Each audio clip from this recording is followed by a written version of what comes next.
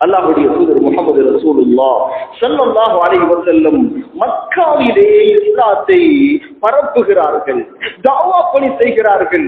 கொஞ்ச நபர்கள் தான், விரல் விட்டு எண்ணக்கூடியவர்கள் தான் உதவியாக இருந்தார்கள். அவர்களுடைய சாட்சா அபூ தாலிப் உதவியாக இருந்தார்கள். அவர்களுடைய மனைவி ஹதீஜா அம்மையார் உதவியாக இருந்தார்கள். அவர்களுக்கு அல்லாஹ் கொடுத்திருந்த பொருளாதார பணம், அவர்களுக்கு அல்லாஹ் கொடுத்திருந்த பொருளாதார வளம் அனைத்தையும் இஸ்லாத்துக்காக செலவழித்தார்கள். ஆரம்ப காலகட்டம் அது, சரியாக யாருடைய சப்போர்ட்டும் இல்லாத காலம் அது. அந்த நேரத்திலே அபூ தாலிப் மரணித்து விட்டார்கள், மௌத்தாகி விட்டார்கள். நபிகள் நாயகம் ஸல்லல்லாஹு அலைஹி வஸல்லம் அவர்களுக்கு வலது கையை போன்று இருந்தவர்கள் மௌத்தாகி விட்டார்கள். எப்படி இருக்கும்? அவர்களுக்கு இடது கையை போன்று இருந்தவர்கள் தான் ஹதீஜா அம்மையார் அவர்கள், அவர்களும் மௌத்தாகி விட்டார்கள். எப்படி இருக்கும்? எப்படி இருக்கும்? ஒரு புறத்திலே கவலை, மறுபுறத்திலே மாற்று மதத்தவர்களுடைய அடாவடித்தனம், அவர்களுடைய அந்த தொல்லை தாங்க முடியாது. சஹாபாக்கள் எல்லோரும் கவலையோடு, சஹாபாக்கள் எல்லோரும் கண்ணீரோடு, அல்லாஹ்வுடைய தூதர் முஹம்மது ரசூலுல்லாஹ் ஸல்லல்லாஹு அலைஹி வஸல்லம் கவலையோடு சஹாபாக்கள் ஆசை வைத்தார்கள், அல்லாஹ் எங்களுக்கு கட்டளை பிறப்பிப்பார், இந்த ஊரை விடவும் சிறந்த ஒரு ஊருக்கு எங்களை நிச்சயமாக அனுப்புவார் என்று ஆதரவு வைத்தார்கள், ஆசை வைத்து அவளோடு காத்துக் கொண்டிருந்தார்கள். சஹாபாக்கள் எதிர்பார்த்தது எந்த ஊரை தெரியுமா? மதீனாவை அல்ல, அவர்கள் எதிர்பார்த்தது பலஸ்தீன் பூமியை. ஏன் தெரியுமா? பலஸ்தீன் பூமி அது பரக்கத்து செய்யப்பட்ட பூமி. உலகத்திலே தோன்றி நிறைந்த எல்லா நபிமார்களுடைய கால் பாதங்களும் அங்கே பதியப்பட்டிருக்கிறது. எல்லா நபிமார்களும் மிதித்த மண் பாலஸ்தீன், அந்த பூமி. அதனால் அது பரக்கத்து செய்யப்பட்ட பூமி. ஆசை வைத்தார்கள், அல்லாஹ் எங்களுக்கு பலஸ்தீனுக்கு போகுமாறு, ஹிஜ்ரத்து போகுமாறு கட்டளை பிறப்பிப்பானோ. ஒரு எதிர்பார்ப்பு. இன்னும் ஒரு எதிர்பார்ப்பு என்ன தெரியுமா? சிரியாவுக்கு அல்லாஹ் எங்களை அனுப்புவானோ தெரியாது. ஏன் தெரியுமா? சிரியா அது வியாபாரத்தனம், அது பெரிய சிட்டி. அது அங்கே அனுப்பினால் எங்களுக்கு வாழ்க்கையிலே வர்த்தகத்திலே முன்னேறலாம், பிசினஸிலே முன்னேறலாம், நல்லாக வியாபாரம் செய்யலாம், கொடி கட்டி பறக்கலாம், குறுகிய காலத்திலே கோடீஸ்வரர்களாக மாறிவிடலாம். இன்றுதானே நாங்கள் நாள்தோறும் கஷ்டப்பட்டுக் கொண்டிருக்கிறோம். அப்படி சஹாபாக்களுடைய எதிர்பார்ப்பு. ஆனால் அல்லாஹ்வுடைய கட்டளை வருகிறது, நீங்கள் பலஸ்தீனுக்கு அல்ல, நீங்கள் சிரியாவுக்கு அல்ல, நீங்கள் போக வேண்டும் யஸ்ரிபுக்கு. எங்கே அது? மதீனா. இன்றுதான் மதீனா. அன்றைய காலத்திலே மதீனாவுடைய பெயர் யஸ்ரிப். அங்கே நீங்கள் போக வேண்டும். அது எப்படிப்பட்ட பூமி தெரியுமா? மதீனா. மதீனாவிலே 4 பிரச்சனைகள் இருந்தது. 4 பிரச்சனைகள் மதீனாவிலே காலா காலமாக இருந்து வந்தது.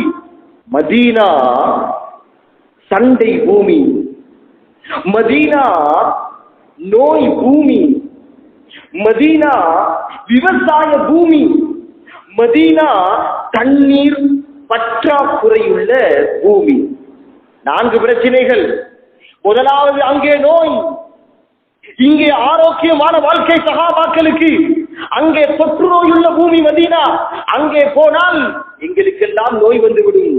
அடுத்த 2வது பிரச்சனை, அந்த மதீனா அது விவசாய பூமி. அங்கே போனால் விவசாயம் தான் செய்ய வேண்டும். மக்காவிலே இருக்கிறார்கள் பெரும் பெரும் வர்த்தகவியலாளர்கள். அபூபக்கர் சித்திக் நாயகம் பெரிய பிசினஸ் மேன், உஸ்மானே கனி ரலியல்லாஹு அன்ஹு பெரிய கோடீஸ்வரன். அவர்களை அந்த விவசாய பூமிக்கு போகுமாறு சொன்னால் எப்படி இருந்திருக்கும்? அடுத்தது அங்கே சண்டை பூமி. அது அங்கே போனால் பரம்பரையாக சண்டைதான். இங்கே ஜம்சம் நீரை குடித்துக் கொண்டு காலத்தை நாங்கள் கழித்துக் கொண்டிருக்கிறோம். அங்கே மதீனாவிலே தண்ணீர் தட்டுப்பாடு. இந்த 4 பிரச்சனைகளோடு அல்லாஹ் சொன்னான், நீங்கள் மதீனாவுக்கு போக வேண்டும். எப்படி இருந்திருக்கும்? ஒரு பெரிய இடி விழுந்தது போன்று இருந்திருக்கும் சஹாபாக்களுக்கு. ஆனால் மனோ இச்சையை பின்னாலே போட்டார்கள். அல்லாஹ்வுடைய கட்டளை வந்திருக்கிறது, அல்லாஹ்வுடைய கட்டளை வந்திருக்கிறது. அல்லாஹ்வுடைய கட்டளையை எடுத்து நடந்தால் நிச்சயமாக அதிலே அல்லாஹ் வெற்றியை வைத்திருக்கிறான். அதிலே அல்லாஹ்வுடைய பாதுகாப்பு இருக்கிறது, அல்லாஹ்வுடைய வெற்றி அதிலே தங்கி இருக்கிறது. சஹாபாக்கள் முன்னேறி போகிறார்கள் மதீனாவுக்கு, ஹிஜ்ரத் போகிறார்கள் மதீனாவுக்கு. மதீனாவுக்கு போனவுடன் 4 பிரச்சனைகள். அந்த 4 பிரச்சனைகளுக்கும் ஃபேஸ் பண்ண வேண்டும், முகம் கொடுக்க வேண்டும். முதலாவது பிரச்சனை அது நோய் பூமி. அங்கே நோய் பரவிக் கொண்டிருந்தது. அந்த நேரத்திலே அல்லாஹ்வுடைய தூதர் முஹம்மது ரசூலுல்லாஹ் ஸல்லல்லாஹு அலைஹி வஸல்லம் கவலையோடு இருக்கிறார்கள். சஹாபாக்களுக்கெல்லாம் நோய் வந்து விட்டது. பிலால் ரலியல்லாஹு அவர்கள் கவலையோடு சொல்கிறார்கள், ஐயோ மக்காவிலே இருந்திருக்கலாமே, மக்காவிலே இருந்திருந்தால் மலைகளுக்கு பக்கத்திலே உட்கார்ந்து காற்று அங்கே வீசிக் கொண்டிருக்கும். அதை உலகத்திலே வீசக்கூடிய, உலகத்திலே இருக்கக்கூடிய சிறந்த பூமி மக்காவுடைய பூமி, மக்காவுடைய மலைகளுக்கு பக்கத்தில் உட்கார்ந்து கொண்டு இருக்கலாமே, மதீனாவுக்கு வந்து விட்டோமே என்று நோயின் காரணமாக, நோயுடைய அவதியின் காரணமாக புலம்பிக் கொண்டிருந்தார்கள். அபூபக்கர் சித்திக் நாயகத்துக்கு அங்கே நோய் ஏற்பட்டு விட்டது. கஷ்டப்பட்டுக் கொண்டிருக்கிறார்கள், கஷ்டப்பட்டுக் கொண்டிருக்கிறார்கள், நோயால் வாடுகிறார்கள். ஆயிஷா ரலியல்லாஹு அன்ஹா வந்து சொல்கிறார்கள், நாயகமே சஹாபாக்களுக்கெல்லாம் நோய் வந்து விட்டது, நோய் பரவிக் கொண்டிருக்கிறது, நீங்கள் துஆ செய்யுங்கள் நாயகமே என்று கேட்க அல்லாஹ்வுடைய தூதர் முஹம்மது ரசூலுல்லாஹ் ஸல்லல்லாஹு அலைஹி வஸல்லம் அல்லாஹ்விடத்திலே துஆ கேட்கிறார்கள். அல்லாஹும்ம ஹப்பிப் இலைனல் மதீனா கஹுப்பி மக்கா அவ் அஷத்த. யா அல்லாஹ், நீ மக்காவிலே எப்படி எங்களுக்கு நேசத்தை ஏற்படுத்தினாயோ அது போல யா அல்லாஹ், அதை விடவும் யா அல்லாஹ் சிறந்த நேசத்துக்குரிய பூமியாக மதீனாவை ஆக்கிவிடியா அல்லாஹ். மதீனாவுடைய பூமியை ஆரோக்கியமுள்ள பூமியாக மாற்றிவிடியா அல்லாஹ். எப்படி துஆ? யாருடைய துஆ? முஹம்மது ஸல்லல்லாஹு அலைஹி வஸல்லம் அவருடைய துஆ. அன்று இரவு தூங்குகிறார்கள். அல்லாஹ் கனவிலே காட்டுகிறார், ஒரு கருப்பு நிறமுடைய ஒரு பெண் தலை விரி கோலத்தோடு மதீனாவை விட்டு புறப்பட்டு வெளியாகி போவது போன்ற ஒரு கனவு காண்கிறார்கள். கண் விழிக்கிறார்கள். காலையிலே சஹாபாக்களை அழைத்து கனவை சொல்லி அந்த கனவுக்கு விளக்கத்தையும் சொன்னார்கள். அல்லாஹ் இந்த ஊரில் இருந்து அந்த நோயை விரட்டி அடித்து விட்டார். அந்த நோய் பரவுதல் இருக்கிறதே, தொற்று நோய் இருக்கிறதே, தொற்று நோயை அல்லாஹ் விரட்டி அடித்து விட்டான். இனிமேல் இந்த ஊர் நிவாரணமான ஊர், நோயற்ற ஊர் என்று பிரகடனம் செய்கிறார்கள். ஆம் கண்ணியத்துக்குரியவர்களே, முதலாவது பிரச்சனை தீர்ந்து விட்டது. அடுத்து இரண்டாவது பிரச்சனை என்ன தெரியுமா? மதீனா சண்டை பூமி. சுமாராக 125 வருடங்கள் மதீனாவிலே அவுஸ் ஹஸ்ரஜ் என்று 2 கபீலாக்கள், 2 கோத்திரங்கள் சண்டையிட்டுக் கொண்டிருந்தார்கள். முக்கியமான நிகழ்வுகள் ஊரிலே ஏற்பட்டாலும் சண்டை, கவலையான நிகழ்வுகள் ஏற்பட்டாலும் சண்டை. சில ஊர்கள் இருக்குமே தருத்திரியம் பிடித்த ஊர்கள், ரமலான் வந்தாலும் சண்டை, பெருநாள் வந்தாலும் சண்டை, இப்படியான சில ஊர்கள் இருக்குமே. அது போன்று மதீனா அன்று சண்டை பூமி. அது சுமாராக 125 ஆண்டுகள் பரம்பரையாக சண்டை பிடித்துக் கொண்டிருந்தார்கள். சஹாபாக்கள் வந்திருக்கிறார்கள், சண்டையோடு மக்கள் வாழ்ந்து கொண்டிருக்கிறார்கள். எப்படி அல்லாஹ் தீர்வை கொடுத்தான் தெரியுமா? அல்லாஹ்வுடைய தூதர் முஹம்மது ரசூலுல்லாஹ் ஸல்லல்லாஹு அலைஹி வஸல்லம் சஹாபாக்களுக்கு மத்தியிலே ஒற்றுமையை ஏற்படுத்துகிறார்கள். சண்டை பூமியை சமாதான பூமியாக மாற்றினார்கள். அன்றிலிருந்து முஹாஜிர்கள் என்றும் அன்சாரிகள் என்றும் தோழர்களாக அவர்கள் மாறினார்கள். அந்த அவுஸ் ஹஸ்ரஜ் என்ற 2 பிரிவையும் விரட்டி அடித்தார்கள். ஒற்றுமை ஏற்பட்டு விட்டது, சண்டைக்கு முற்றுப்புள்ளி வைத்து விட்டார்கள். சஹாபாக்கள் எல்லோரும், மதீனத்து சஹாபாக்கள், மக்கத்து சஹாபாக்கள் எல்லோரும் ஒன்று பிறந்த சகோதரர்களை போன்று அன்றிலிருந்து வாழ ஆரம்பித்தார்கள். இரண்டாவது பிரச்சனையும் முடிந்து விட்டது. மூன்றாவது பிரச்சனை, மதீனா விவசாய பூமி, அது மக்காவோ ஒரு நகரம், அது பெரும் பெரும் வியாபாரிகள் இருக்கிறார்கள். மதீனாவுக்கு வந்தால் எப்படி இருந்திருக்கும்? உதாரணமாக உங்களுடைய வெளிப்பட்டியில இருக்கக்கூடிய வியாபாரிகளுக்கு ஒரு ஆர்டர் வருகிறது, ஒரு கட்டளை வருகிறது, இனிமேல் நீங்கள் இந்த ஊரிலே வாழக்கூடாது, ஒரு வயல் பிரதேசத்துக்கு போய்விட வேண்டும், ஒரு கிராமத்துக்கு போய்விட வேண்டும். 3 நாட்கள் அல்ல, 40 நாட்கள் அல்ல, 4 மாதங்கள் அல்ல, ஆயுள்ளே மௌத்து வரைக்கும் அங்கேதான் வாழ வேண்டும் என்று கட்டளை வந்தால் எத்துணை பேர் போவார்கள்? அல்லாஹ்வுடைய கட்டளை வருகிறது, நீங்கள் மதீனாவுக்கு போக வேண்டும்.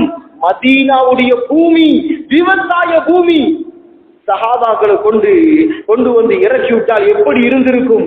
பெரும் பெரும் வியாபாரிகள் வயல் நிலத்துக்கு வந்திருக்கிறார்கள். எல்லோரும் கவலையோடு, அபூபக்கர் சித்திக் நாயகம் கவலையோடு, உஸ்மானே கனி ரலியல்லாஹு அவர்கள் கவலையோடு, எப்படி வியாபாரம் செய்வது, எப்படி வர்த்தகம் செய்வது?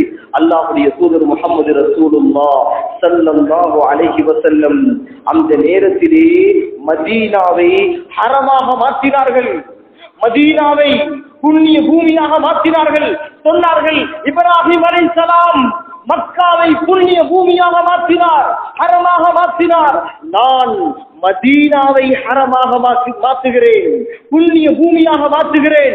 அது மாத்திரமல்ல, மதீனாவிலே மஸ்ஜிது நபவிக்கு பக்கத்திலே ஒரு இடத்தை சுட்டிக்காட்டி சொன்னார்கள், இதுதான் உங்களுடைய சந்தை. இதற்கு பிறகு மதீனா விவசாய பூமி அல்ல, மதீனா ஒரு சிட்டியாக மாறப்போகிறது, மதீனா ஒரு பெரும் நகரமாக மாறப்போகிறது. அந்த இடத்தை அடையாளப்படுத்தி காட்டினார்கள். சூக்குல் மலாஹா என்கின்ற ஒரு இடம் இன்றும் மதீனாவிலே அது இருக்கிறது. சொன்னார்கள், இந்த நகரத்திலே, இந்த சிட்டியிலே யாரெல்லாம் கடைகளை போட்டு வியாபாரம் செய்வார்களோ அவர்களிடத்திலே டேக்ஸ் அடிக்க கூடாது, வரிப்பணம் எடுக்கக்கூடாது. இன்று பொதுவாக கடைகளை நடாத்தினால் அரசாங்கத்துக்கு வரிப்பணம் செலுத்த வேண்டும். ஆனால் மதீனாவுடைய பூமியை அல்லாஹ்வுடைய தூதர் ஒரு நகரமாக மாற்றினார்கள், விவசாய பூமியை நகரமாக ஒரு சிட்டியாக மாற்றினார்கள். சொன்னார்கள், இந்த நகரத்திலே, இந்த சிட்டியிலே யாரும் வரிப்பணம் செலுத்த வேண்டிய அவசியம் கிடையாது. இந்த நகரத்திலே, இந்த சிட்டியிலே நீங்கள் நெருக்கடியை ஏற்படுத்தக்கூடாது. அந்த பிரச்சனையும் முடிந்து விட்டது. நான்காவது பிரச்சனை, தண்ணீர் தட்டுப்பாடு. சஹாபாக்கள் அந்த ஜம்சம் நீரை, அந்த மதுரமான நீரை குடித்துக் கொண்டு வாழ்க்கையை கடத்தி கொண்டிருந்தார்கள். மதீனாவுக்கு வந்தால் மதீனாவிலே ஒரு சில கிணறுகள் தான். சில கிணற்றிலே தண்ணீர் இல்லை, சில கிணற்றிலே தண்ணீர் இருக்கிறது, அது டேஸ்ட் இல்லை. சில கிணற்றிலே தண்ணீர் இருக்கிறது, அது யகூதிகளுக்கு சொந்தமானது. ஒரு கிணறு இருந்தது, யகூதிக்கு சொந்தமான கிணறு. அவன் பணத்துக்குத்தான் தண்ணீரை விற்றுக் கொண்டிருந்தான். சஹாபாக்கள் கஷ்டப்பட்டார்கள், சஹாபாக்கள் தண்ணீரை வாங்கி குடிப்பதற்கு கஷ்டப்பட்டார்கள். என்று போத்தலிலே அடைக்கப்பட்டு வருகின்ற தண்ணீரை நாங்கள் காசு கொடுத்து பணம் கொடுத்து வாங்கி குடிக்கிறோமா இல்லையா? அதுபோல சஹாபாக்கள் காசு பணம் கொடுத்து அந்த தண்ணீரை வாங்கி குடிப்பதற்கு கஷ்டமானவர்கள் கஷ்டப்பட்டார்கள். தண்ணீர் பற்றாக்குறை அங்கே. அல்லாஹ் எந்த அளவுக்கு ஹிஜ்ரத்துடைய பரக்கத்தின் காரணமாக, சஹாபாக்களுடைய தியாகத்தின் காரணமாக அந்த தண்ணீர் பற்றாக்குறையை நிவர்த்தி செய்தார்கள் தெரியுமா? அல்லாஹ்வுடைய தூதர் முஹம்மது ரசூலுல்லாஹ் ஸல்லல்லாஹு அலைஹி வஸல்லம் சொன்னார்கள், சஹாபாக்களுக்கு மத்தியிலே யார் பிஅரு ரூமாவை வாங்கி அல்லாஹ்வுடைய பாதையிலே சதகா செய்கிறாரோ, வக்ஃப் செய்கிறாரோ, அல்லாஹ் அவர்களுக்கு சொர்க்கத்திலே ஒரு மாளிகையை கொடுப்பான், சொர்க்கத்திலே நீர் ஊற்றுக்களை கொடுப்பான், சொர்க்கத்திலே இன்னிந்த அந்தஸ்துகளை அல்லாஹ் கொடுப்பான் என்றதும் அந்த சபையில் இருந்து உஸ்மான் ரலியல்லாஹு அவர்கள் எழுந்து நின்றார்கள். அல்லாஹ்வின் தூதரே, அல்லாஹ்வின் தூதரே, நான் அதை வாங்கி முஸ்லிம் சமுதாயத்துக்கு கொடுக்கிறேன். நேராக சென்றார்கள் அந்த யகூதியிடம். யகூதா, அந்த கிணற்றை விற்பாயா நீ? நான் விற்க மாட்டேன், ஒரு நாளும் தரமாட்டேன். உஸ்மான் ரலியல்லாஹு அவர்கள் மிகப்பெரிய ஒரு பிசினஸ் மேன், ஒரு வர்த்தகவியலாளர். வர்த்தகத்தின் யுத்திகளை தெரிந்திருந்தார்கள். வியாபாரிகள் வியாபார யுத்திகளை தெரிந்திருக்க வேண்டும். உஸ்மான் ரலியல்லாஹு அவர்கள் ஒரு யுத்தியை கையாண்டார்கள். என்ன தெரியுமா? சொன்னார்கள், யகூதா, உனக்கு கிணத்துக்கு எவ்வளவு வேண்டுமானாலும் விலை பேசலாம், நான் தருகிறேன். ஆனால் உனக்கு ஒரு நாள் சொந்தம், எனக்கு ஒரு நாள் சொந்தம். அவனுக்கு அர்த்தம் புரியவில்லை. எனக்கு ஒரு நாள், உங்களுக்கு ஒரு நாள். ஆம், உனக்கு ஒரு நாள் தண்ணீர் எடுக்க முடியும், எனக்கு ஒரு நாள் தண்ணீர் எடுக்க முடியும். அப்படியா? விலையை பேசுகிறார்கள். சுமாராக வரலாற்று ஆசிரியர்கள் சொல்கிறார்கள் 35,000 வெள்ளி நாணயங்களுக்கு விலை பேசுகிறார்கள். உஸ்மான் ரலியல்லாஹு அவர்கள் அப்படியே கொண்டு வந்து யகூதியுடைய மடியிலே கொட்டினார்கள், குவித்தார்கள் அதை.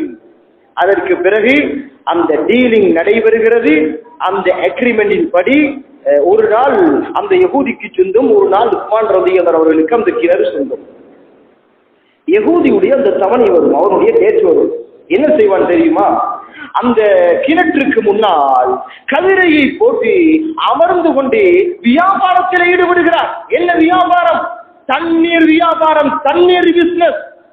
யாராவது வாங்க வருகிறார்களா என்று பார்த்து கொண்டிருப்பான். அடுத்த நாள் உஸ்மான் ரலியல்லாஹுடைய தவணை. என்ன செய்வார்கள் தெரியுமா? பாதையிலே செல்வார்கள்.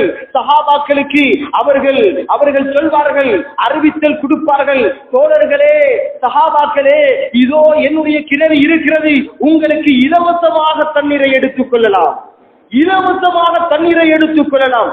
சஹாபாக்கள் யோசித்தார்கள், இன்று இலவசம், நாளைய நாளுக்கும் தண்ணீர் தேவைதானே, நாளைய நாள் பணத்துக்குத்தான் வாங்க வேண்டும். அதனால் நாளைய நாளுக்குரிய தண்ணீரை இன்றே சஹாபாக்கள் 2 நாளுக்குரிய தண்ணீரை சேகரித்துக் கொள்வார்கள்.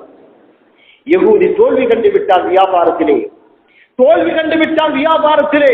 உஸ்மான் ரலியல்லாஹு அவர்களை அழைத்தார்கள். உஸ்மானே ரலியல்லாஹு அன்ஹு, இந்த கிணற்றை நீங்களே வைத்துக் கொள்ளுங்கள், நீங்களே வைத்துக் கொள்ளுங்கள் என்று சொல்ல, நீண்ட சம்பவம் சுருக்கமாக தொட்டு காட்டுகிறேன். உஸ்மான் ரலியல்லாஹு அவர்கள் ஓடோடி வந்தார்கள், நாயகத்தின் திருச்சபைக்கு ஓடோடி வந்தார்கள். அல்லாஹ்வின் தூதரே, உங்களை சாட்சியாக வைக்கிறேன், இந்த கிணற்றை முஸ்லிம் சமுதாயத்துக்கு வக்ஃப் செய்கிறேன் நாயகமே, சதக்காவாக கொடுக்கிறேன் நாயகமே, எல்லோருக்கும் தண்ணீர் குடித்துக் கொள்ளலாம், இலவசமாக தண்ணீர் குடித்துக் கொள்ளலாம் என்று சொல்ல, அல்லாஹ் அந்த தண்ணீருடைய தட்டுப்பாட்டையும் அப்படியே நிவர்த்தி செய்துவிட்டார்.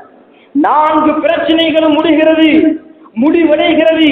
கண்ணியத்துக்குரியவர்களே, சஹாபாக்களுடைய தியாகம், அந்த சஹாபாக்களுடைய இக்லாஸ், அந்த சஹாபாக்களுடைய துஆ, அந்த சஹாபாக்களுடைய சதக்கா, அந்த கிணறு இருக்கிறதே இன்றும் மதீனாவிலே இருக்கிறது. பெயர் மாற்றப்பட்டிருக்கிறது. அன்று பிஅரு ரூமா என்கின்ற கிணறு இன்று பிஅரு உஸ்மான் என்று பெயர் மாற்றப்பட்டிருக்கிறது. ஹஜ்ஜிக்காக உம்ராவுக்காக சென்றவர்கள் அதை பார்த்திருப்பீர்கள். செல்லாதவர்கள் நியத்து வையுங்கள், இன்ஷா அல்லாஹ் நான் ஹஜ்ஜிக்காக உம்ராவுக்காக சென்றால் அதை தேடி சென்று நான் பார்த்து வருவேன். எனவே யா அல்லாஹ் எங்கள் அனைவர்களுக்கும் மௌத்துக்கு முன்னால் ஹஜ்ஜுடைய உம்ராவுடைய பாக்கியத்தை நசீபாக்குவானாக.